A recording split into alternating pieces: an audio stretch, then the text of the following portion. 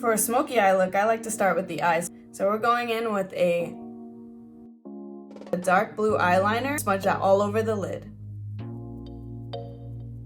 Be sure you blend out any harsh edges before it dries.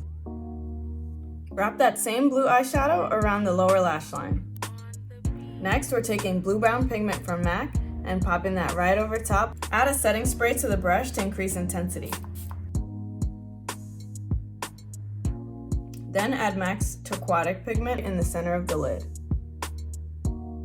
Pop some into the tear duct area as well. New Year's is no time to be shy. I'm going to be adding even more loose glitter over the top. First, I'm going to apply the glitter glue by NYX to the center of my lid. Adding that loose glitter right over the top.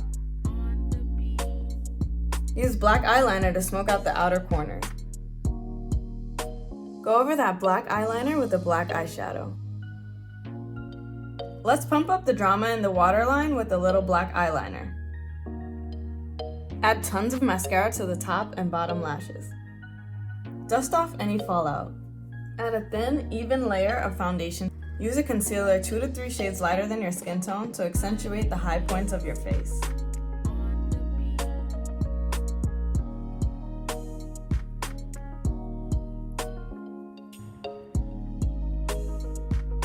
Blend the concealer into the foundation. Add back some dimension with a contour shade.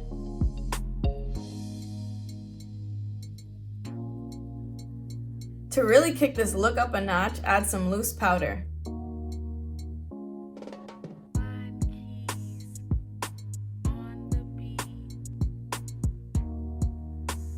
While that's baking, let's work on the brows. To balance the smoky eye look, I'm going to go for a softer brow.